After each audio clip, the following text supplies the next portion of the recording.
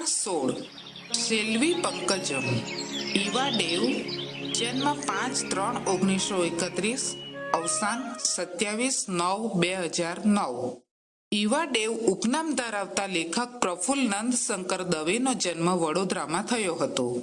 તેઓ વાર્તાકાર તેમજ નવલકથાકાર તરીકે જાણીતા છે. આગંતુક, તરંગીણીનું સ્વપ્ન, તહોમતદાર તેમના ટૂંકી વાર્તાના સંગ્રહો છે. તેમણે ઈશુના ચરણે નામની લઘુ નવલ પણ આપી છે. પરંપરા કે પ્રયોગ એવું કશું નામ પાડ્યા વિના એમણે પોતાની સર્જકતાને વિકસાવેલી.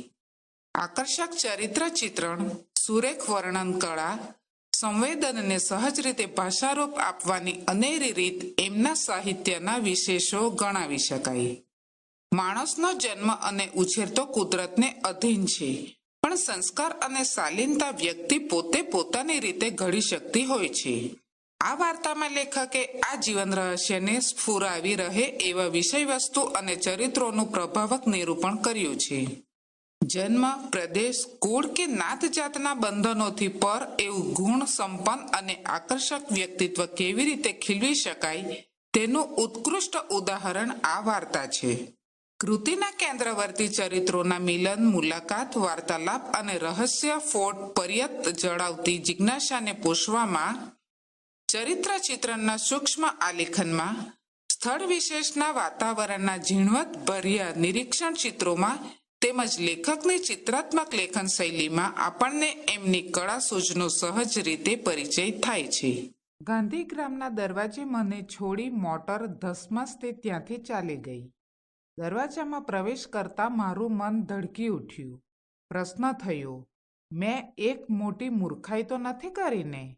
માત્ર એક જાહેર ખબર વાંચીને, પત્ર વ્યવહાર કરીને પત્નીની પસંદગી કરવા હું છેક દક્ષિણમાં દોડી આવ્યો છું.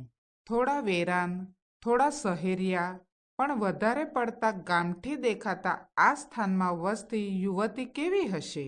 આદર્શની ઘેલછામાં, લાગણીઓના ઉભરામાં કંઈ ઉતાવળિયું પગલું તો નથી ભરાઈ ગયું ને મારાથી? મેં ચોમેર નજર દોડાવી. મજૂરો જેવા દેખાતા માણસો સિવાય બીજું કોઈ દેખાયું નહીં. ત્યાં મારી નજર નારિયેળના પાંદડાથી છાયેલા છાપરાવાળી નજીકની કુટીર પર પડી. મેં તે તરફ ચાલવા માંડ્યું. એ ગાંધીગ્રામના ડિરેક્ટરની ઓફિસ હતી. મારી પૃચ્છાના જવાબમાં એક તદ્દન સાદા ખાદીના લેબાસવાળા ભાઈ બહાર આવ્યા. મિસ પંકજ મુનો હું મહેમાન છું. એ જાણતા પોતે જ એમનું ક્વાર્ટર બતાવવા મારી સાથે ચાલ્યા. ચાલતા ચાલતા રહીને આસપાસ શાંત, ગરમ વાતાવરણમાં ચૂપકીથી ઊભેલા અત્યંત સાદા મકાનોને અવલોકતા મારા મનમાં પ્રશ્ન સળવળવા માંડ્યો. ક્યાં હું મુંબઈનો રહેવાસી ને ક્યાં આ સાદગીભર્યા જીવનમાં ઉછરેલી યુવતી? કેમ કરીને મેળ ખાશે? હું અસ્વસ્થ થવા માંડ્યો. ગાંધીગ્રામના ઝાંપે ઉતર્યો ત્યાં સુધી મુસાફરી દરમિયાન જે મધુર સ્વપ્નમાં રાચ્યો હતો તે એક ચિંતામાં પરિવર્તન થવા માંડ્યું. અમે એક લાંબા બરાક જેવા ઓરડીઓના બ્લોકને અંતે એકાએક અટક્યા. ત્યાં એક નાનું ઘર હતું. આંગણામાં સુંદર સફેદ સુશોભન આલેખેલું હતું. આ સેલ્વી એટલે કે કુમારી પંકજમનું ગૃહ, કહી એણે ઘેરા રાખોડી રંગથી રંગેલા સાદા પણ મજબૂત કમાડ પર ધીમેથી ટકોરા માર્યા.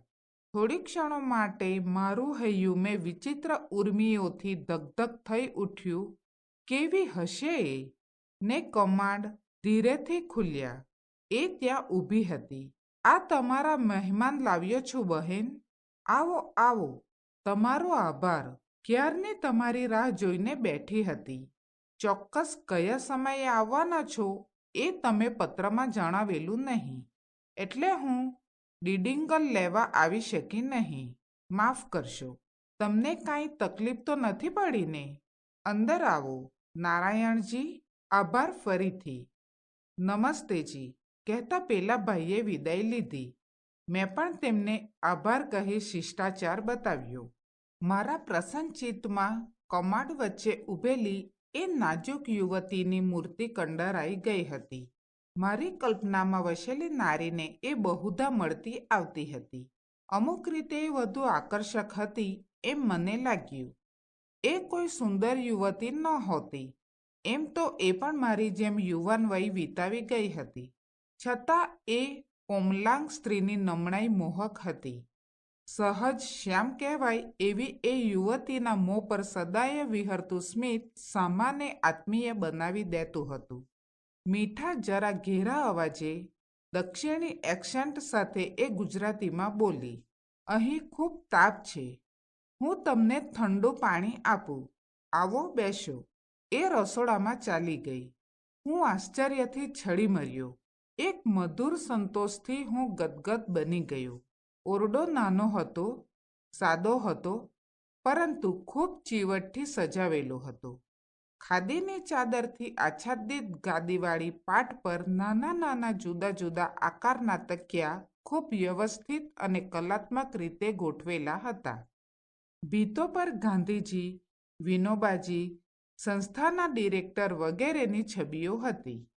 એક નાની ચારપાઈ પાસે રેંટીઓ ને પૂણીઓ પડ્યા હતા.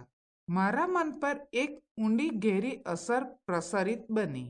અચેતનમાં અત્યાર સુધી ભંડારાયેલી સુખી ઘર વસાવવાની એષણા ધીમે ધીમે સળવળવા માંડી. મીઠો મીઠો ક્ષોભ મેં પોતે જ અનુભવવા માંડ્યો. પાણીનો પ્યાલો લઈને પાછી આવી ત્યારે મારી આંખો ને નાક બેઉએ એક તૃપ્તિ અનુભવી. કેસમાં ગૂંથેલી મોગરાની વેણીએ વાતાવરણને મીઠી સુગંધથી મહેકતું કરી મૂક્યું હતું. એણે પરિધાન કરેલી સાડી ખાદીની હતી એ માનવા મારું મન તૈયાર નહોતું. મોર્ડન પ્રિન્ટ્સને પણ લજાવે એવી સુંદર આછા રંગોના મિશ્રણને અસ્તવ્યસ્ત વેરીને એ બનાવેલી હતી. ક્ષણે ક્ષણે એ વ્યક્તિ મારા સમગ્ર વ્યક્તિત્વને કોઈ અદૃશ્ય મજબૂત તાતણાથી બાંધી રહી હતી. હું અસહાય બની એમાં બંધાતો જતો હતો. બલકે એ અસહાયતાને બંધન મને ગમતા હતા. એણે જ મૌન તોડ્યું. મને ગુજરાતીમાં બોલતા સાંભળીને તમને નવાઈ ઉપજી હશે. તમારા મૌના ભાવ જોઈ હું સમજી ગઈ હતી. હું 3-4 વર્ષ વડોદરામાં રહી હતી. મારું MSc હોમ સાયન્સ મેં ત્યાં કર્યું હતું. ડિગ્રી લીધા બાદ મેં 1.5-2 વર્ષ નર્સરીમાં નોકરી કરી હતી. બાળકોના સંપર્કમાં ભાષા શીખવાનું વધુ સહેલું બની ગયું હતું. મને ગુજરાત ગમી ગયું હતું ને ગુજરાતીઓ પણ. કહી એ મીઠું મીઠું હસી.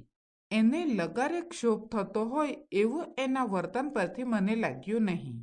એની બોલવા ચાલવાની ને વાતચીત કરવાની રીત એટલી સરળ, એટલી સ્વચ્છ ને એટલી મુક્ત હતી કે મારી વ્યગ્રતા થોડી થોડી ઓછી થવા માંડી હતી. ગુજરાતીઓ પણ એ શબ્દો પાછળનો ભાવ ને સૂચન બેવ હું સમજી ગયો હતો. મને એ ગમ્યા હતા. મેં સ્વસ્થ બની બોલવા માંડ્યું. મારી મુક્ત કલ્પનામાં પણ મને એ વિચાર નહોતો આવ્યો કે દક્ષિણમાં મને ગુજરાતી ભાષા સમજે એવી કોઈ વ્યક્તિની મુલાકાત થશે. સાચું કહું છું, તમને મારા આનંદનો પાર નથી. તમારી બોલીમાં જે મીઠાશ છે તે મેં કોઈ ગુજરાતણમાં સાંભળી નથી. તમારી વાત સાચી છે. પારકાને મોઢે બોલાતી આપણી ભાષા કાનને વધુ મીઠી લાગે છે. હવે જુઓ, તમે થાકી ગયેલા લાગો છો. તાપ પણ ઘણો છે. લાંબી મુસાફરીમાં તમારી સગવડ પણ નહીં સચવાઈ હોય. હું તમને મહેમાન ગૃહે લઈ જાઉં. ત્યાં તમે નાહી ધોઈને તૈયાર થાઓ. હું ભોજનનો પ્રબંધ કરું છું. પછી તમે 2-4 કલાક આરામ કરો. નમતી સાંજે હું તમને ગાંધીગ્રામની સંસ્થાઓનો અને ત્યાંની વિવિધ પ્રવૃત્તિઓનો પરિચય કરાવીશ. હું મનોમન બોલ્યો, કેવી સરસ ચતુરાઈ! એકમેકનો પરિચય મેળવવાનો કેવો સરસ રસ્તો! એક પછી એક ક્રિયાઓ પતાવતા હું પંકજમની સ્મૃતિમાં ગાયબ થઈ ગયો. મને લાગ્યું કે મારી હસ્તી ખોવાઈ ગઈ છે. એનું મોં, એનું રૂપ, એના હાવભાવ, એના બોલ, એની ચાલ, એની આગવી રીતો, એ માત્ર એ. કેવી મુક્ત, કેવી સાદી, કેવી સીધી, કેવી નિખાલસ! ક્યાંય ખોટી શરમ નહીં, કોઈ ખોટો દંભ નહીં, કશી છેતરામણી ચાલાકી નહીં. ઉઘાડી ચોપડી જોઈ લો, વાંચી લો, સમજી લો. ત્યાં એક શંકા ઉઠી. રે ભાઈ, તું તો પ્રેમમાં પડી ગયો, પણ એનું શું? તું એને સ્વીકાર્ય બનશે? થોડી બેચેની થઈ. વિચારોમાં અટવાતા મને ગાઢ ઊંઘ આવી ગઈ. સાંજ મજાની હતી. હું એની રાહ જોતો, ફરી ઉત્કંઠ બનતો લોબીમાં આંટા મારતો હતો. ને એ આવી. નમસ્કાર કરીએ પગથિયા પર ઊભી થઈ રહી. હું એના આકર્ષક સ્વરૂપને જોઈ ખરેખર આભો બની ગયો. મને અનુભવ થયો કે હું કોઈ નવી જ વ્યક્તિને મળી રહ્યો છું. સાદગીમાં પણ આટલી મોહક સુંદરતા અને કમનીયતા હોઈ શકે એનો ખ્યાલ મને જીવનમાં પહેલી વાર આવ્યો. મારું મન હર્ષ વિભોર બની ઉઠ્યું. કારણ આ દેખાતું ખરબચડું જીવન શહેરોના ઉપલક્યા ભપકાને ક્યાંય લજવે એવું ચીવટવાળું શોભનલબ્ધ હતું. ચોરસ ડિઝાઇનના તખ્તામાં ગ્રામ પ્રતીકોની તપખીરિયાને પોપટી રંગની ભાતથી શણગારેલી ખાદીની ઝીણી સાડીમાં એ સજ હતી. કપાળમાં ગુલાબી રંગનો કંકુનો મોટો ચાંદલો હતો. લુખ્ખા ઢીલા વાળના આધુનિક સ્ટાઇલના અંબોડામાં ફૂલોની ગૂંથણી હતી. આછા બદામી રંગની પટ્ટીમાં લાલ મોહરાવાળી હાથે બનાવેલી ચંપલો હતી. ભભકને મહકતી વાતાવરણ સચેતન બની ગયું હતું. કંઈક બોલવાનું, એની પ્રશંસા કરવાનું, એને આનંદિત બનાવવાનું મન થઈ ઉઠ્યું. ખાદીની સાડી, ગ્રામ વિસ્તાર, સાદા માણસો, આ બધું આટલું સુંદર હોઈ શકે, એમાં આટલી શોભા હોઈ શકે, એનો ખ્યાલ જો હું ગાંધીગ્રામ ન આવ્યો હોત તો મને જીવનમાં કદીએ ન આવત. ખરેખર આ સાડી તમને સરસ દીપે છે. એ જરા શરમાઈ. એ લજ્જાને હું જોઈ રહ્યો. પોતાને સંભાળી લઈ એ બોલી, હજુ તમે બધી નાની મોટી સંસ્થાઓની મુલાકાત લેશો અને એમની વિભિન્ન પ્રવૃત્તિઓથી પરિચિત થશો ત્યારે તમને એની મહાનતા સમજાશે. ચાલો તમને આ સંસ્થાનો પરિચય કરાવી દઉં. અમે સાથોસાથ ચાલવા માંડ્યા. મારું મન આનંદના આવેગોથી ભરાવવા માંડ્યું. એણે બોલવાનું ચાલુ રાખ્યું. અહીંની 4 મુખ્ય સંસ્થાઓ જોવા જેવી છે: family planning institute, rural agricultural institute, music and dance college અને છેલ્લે હોમ ફોર ડિસ્ટિટ્યૂટ ચિલ્ડ્રન. બીજા અનાથાશ્રમ જેવું નહીં હો, ખૂબ સાયન્ટિફિક ને સાયકોલોજીકલ રાહ પર ઊભું કરેલું. અત્યંત સુંદર જગ્યા છે આ. નાની ટેકરીઓની ગોદમાં સંતાયેલું આ ગામ કમનીય છે. બધાને આ ગામ ગમી જાય છે.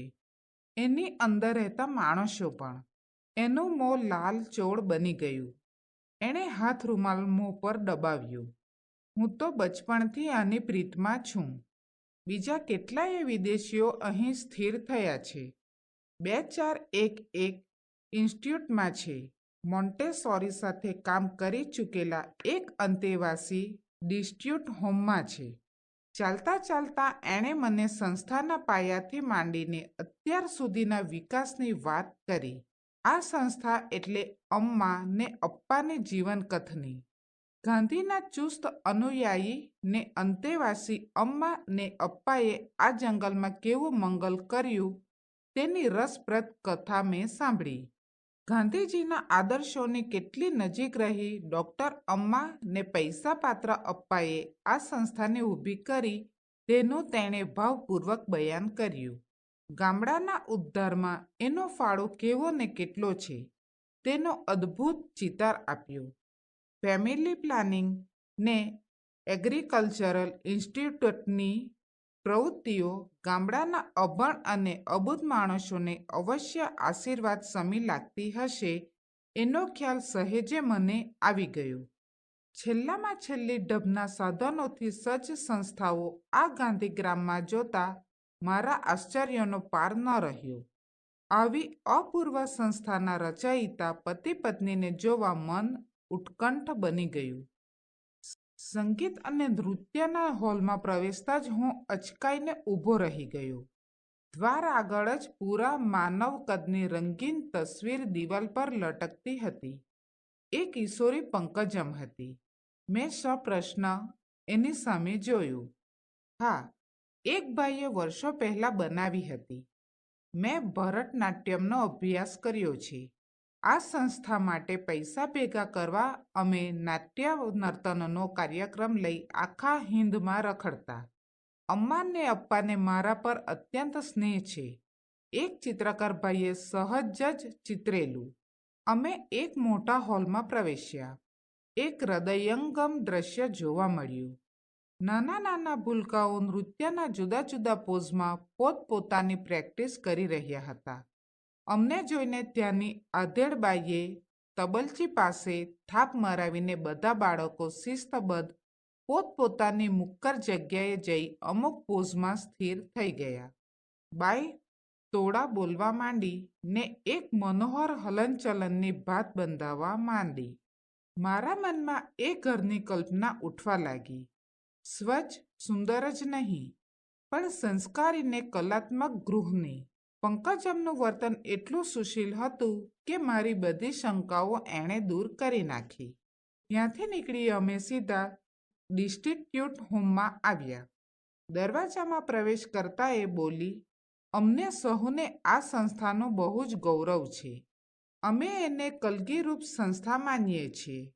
આ બાળકોમાંથી એક જૂથ પંકજમ બાજુ ધસી આવ્યું અને એને લગભગ મારાથી દૂર ઘસડી ગયું. પેલા બાઈ મારી પાસે આવ્યા. નમસ્કાર કરી બોલ્યા, તમને હવે પંકજમ થોડો વખત નહીં મળે. આજે બાળકો એને મળ્યા નથી એટલે આ તક મળતા એની સાથે થોડું ખેલી લેશે, મળી લેશે. ચાલો, હું તમને આ સંસ્થાનો પરિચય કરાવી દઈશ. એ એક અત્યંત મજાનું સ્થળ હતું. અનાથ બાળકો માટેનું તો સ્વર્ગ જ ગણાય. તદ્દન નાના બાળકોના રૂમમાં અમે પહેલાં ગયા. 3-4 શિક્ષિકાઓ અને આયાઓ બચ્ચાઓની દેખભાળ રાખતા હતા. બધાને નર્સિંગ ને મોન્ટેસોરી શિક્ષણની તાલીમ ત્યાં જ આપવામાં આવી હતી. 5-10 મિનિટ હું ત્યાં થોભ્યો. બે પરસ્પર વિરોધી લાગણીઓનું ઘર્ષણ મારા મનમાં ચાલી રહ્યું હતું. સ્વચ્છ ને પ્રેમાળ વાતાવરણમાં ઉગી રહેલા ફૂલો મને ખુશ કરી રહ્યા હતા. બીજી બાજુ એ એમના નિકટમાં નિકટના સંબંધીઓથી ત્યજાયેલા હતા. એ જાણી હું અત્યંત વેદના ને દુઃખ અનુભવી રહ્યો હતો. એક જાડો આનંદી બાળક ઘૂંટણિયા ભરતો મારી પાસે આવ્યો. મેં એને ઉંચકી લીધો. એ ખિલખિલાટ હસી પડ્યો. એને નીચે મૂકીને અમે જવા માંડ્યું ત્યારે એ ઊંચે સાદે રડવા માંડ્યો. મારું અંતર દ્રવી ઉઠ્યું. અત્યંત ચોખ્ખી, વ્યવસ્થિત, બાળકોની શારીરિક કે માનસિક પ્રગતિ માટે બધી જ સામગ્રીથી સજ્જ એ રૂમો મારા ચિત્તમાં સદાયને માટે મઢાઈ ગયા. બહાર મેદાનમાં આવ્યા અમે. નાના બાળકો કિલ્લોલ કરી રહ્યા હતા. એકાએક પ્રશ્ન ઉઠ્યો ને મેં પૂછી નાખ્યો. માફ કરજો આ પ્રશ્ન પૂછવા માટે. ઉત્સુકતા નથી રોકી શકતો. આ બધાના મા બાપોથી તમે જ્ઞાત હો છો? આ બાળકોને અહીં કોણ લાવે છે? બધા જ ગરીબ, તવંગર, પુનિત પાપી, દુર્જન સજ્જન, જેનાય દિલમાં રામ વસ્યો હોય છે તે બાળકનું ગળું ટૂંપવાને બદલે કે રઝળતું છોડી દેવાને બદલે એને અહીં લઈ આવે છે. ગટરમાંથી, કૂવામાંથી, ઉકરડેથી, જંગલમાંથી, કંઈ કલ્પનામાં ન આવે એવી ગંદી જગ્યાઓમાંથી માણસો એમને બહાર કાઢી આપી જાય છે. કોઈક જ વખત અમને એમના મા બાપોની જાણ થાય છે. મોટાભાગનાની નથી થતી. અમે કિશોર બ્લોક બાજુ આગળ વધતા હતા. તમે આ બાળકોને કેવી રીતે તૈયાર કરો છો? તેઓ એમની કમનસીબ દશાથી માહિતગાર હોય છે? એ ઉંમરલાયક થાય ત્યારે નોર્મલ માણસની માફક આ દુનિયામાં જોડાઈ શકે છે? સમાજ એમને કઈ રીતે સ્વીકારે છે? તમારો અનુભવ શું કહે છે? આ બાળકોને સર્વ રીતે તૈયાર કરવામાં અમે અમારાથી બને એટલું બધું કરીએ છીએ. એમને બુદ્ધિ ને બીજી શક્તિઓને લક્ષમાં લઈ એને લાયક તાલીમ આપવા અમે પૂરો પ્રયત્ન કરીએ છીએ. મોટાભાગે સફળતા મળી છે અમને, પરંતુ કેટલાક બાળકોની બાબતમાં અમે નિષ્ફળ પણ ગયા છીએ. તમને એક નક્કર જ દાખલો આપું. તમે પંકજમના મિત્ર છો. પંકજમ એ આ સંસ્થાની આગવી સિદ્ધિ છે. તમે જાણો છો, એનું નામ અમ્માએ જાણીબૂજીને આ રાખ્યું છે. એ કાદવનું કમળ છે. એ આ સંસ્થાનો ફરજંદ છે. અમને એનું મોટું ગૌરવ છે. મારી છાતીમાં ભયંકર કડાકો થયો. આ સૌમ્ય ને શાંત છોકરીની જોડ શોધવી મુશ્કેલ છે. ભણવામાં એ ફર્સ્ટ ક્લાસ ફર્સ્ટ રહી છે એટલું જ નહીં, બીજા ક્ષેત્રોમાં પણ એ મોખરે રહી છે. શું લેખન, શું નર્તન કે શું વક્તૃત્વ, એ આ સંસ્થાનો ફરજંદ છે. એ કાદવનું કમળ છે, માટે એનું નામ પંકજમ છે. મારા મનમાં એ શબ્દો ઘોળાવા માંડ્યા. એના મા બાપની તમને જાણ છે ખરી? સહજ જ પ્રશ્ન થઈ ગયો મારાથી.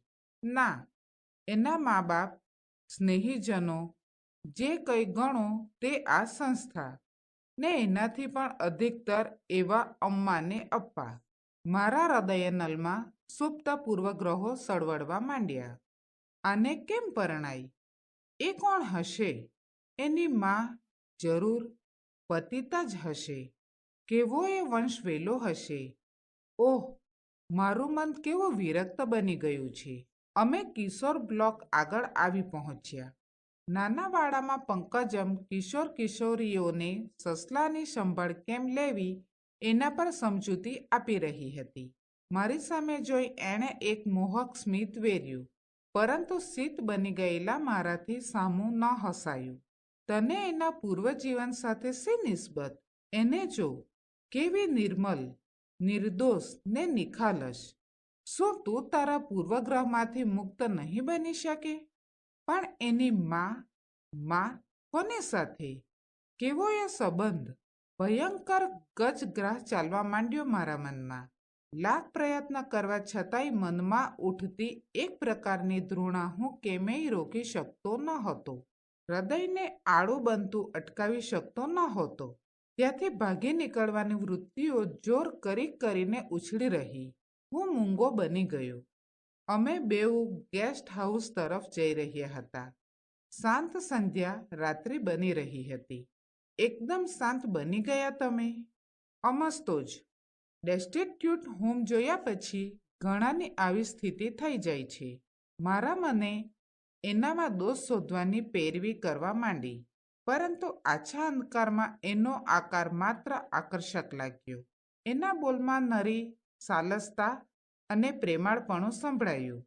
કંઈક ડાઘા શોધવાના મારા પ્રયત્નો નાકામયાબ બન્યા. સવારે જોઈ હતી, જાણી હતી, એથી એ વધુ સારી આકર્ષક જણાતી હતી.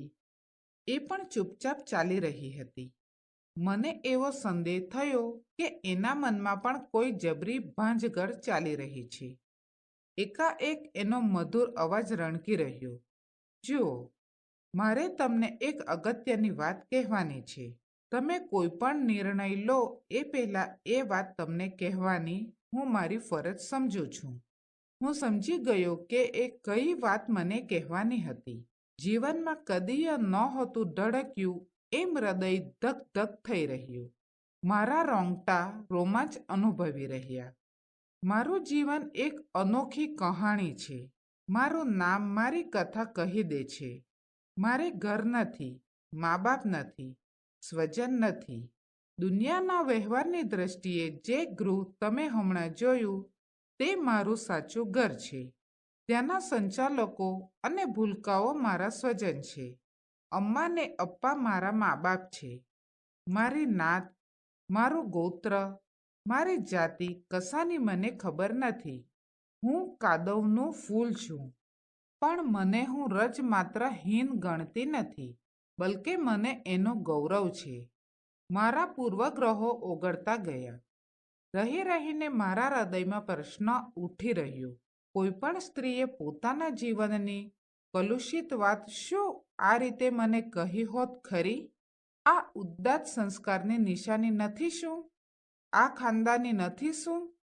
હું ઉર્મિલ બની ગયો. પંકજમની સુંદરતા, એના અવાજની મીઠાશ ને આત્મીયતા, એના દેહની સુગંધ, એના વ્યક્તિત્વની આકર્ષકતા બધું મારા મનમાં તરી રહ્યું. એક વાત પૂછું તમને? હું બોલ્યો ને એ અટકી ગઈ. તમે મને સ્વીકારશો, સેલ્વી પંકજમ? કાપતા સ્વરે પૂછ્યું. શું? શું? સ્વી? ના. હા. એ હર્ષના અતિરેકથી થોથવાઈ ગઈ. એ ગળગળી બની ગઈ. એનો અવાજ ગળામાં ઘૂંટાઈ ગયો. એની વાચા મૌન બની ગઈ. એણે નજીક આવી મારા હાથ પકડી લીધા. એની આંખમાંથી આંસુ સરી રહ્યા હતા. મારું હૈયું દ્રવી ઉઠ્યું. એ થોડી સ્વસ્થ બની બોલી, સાચે તમે મને સ્વીકારશો? હું આ ઉત્તર માટે તૈયાર નથી. તમે મને ચૂપચાપ તરછોડી અહીંથી ચાલ્યા ગયા હોત તો તે વધુ સ્વાભાવિક લાગત. એમ ઘણા ચાલ્યા ગયા છે. તો હું પણ ડોક ઉન્નત કરી, ખભા ઉછાળી, અભિમાનથી ચાલી નીકળી હોત. બીજે દિવસે બધું વિસરી પણ ગઈ હોત. પરંતુ આ નથી માની શકતી. આ પળ માટે વર્ષોથી થોભી છું. મેં એની આશા બિલકુલ મૂકી દીધી હતી. ત્યારે એ સૌભાગ્યની ઘડી આમ અચાનક આવીને ઊભી રહી છે. નથી જીરવાતી એ મારાથી. મેં એના આંસુ લૂછી નાખ્યા. એણે મારા હાથ આંખે ડાબી દીધા. મને લગભગ ધસડતી એ બોલી, ચાલો, જલ્દી ચાલો. અમ્મા ને અપ્પાને સમાચાર આપીએ ને એમના આશીર્વાદ લઈએ. મોગરાની મીઠી મહેક વાતાવરણમાં પ્રસરતી મેં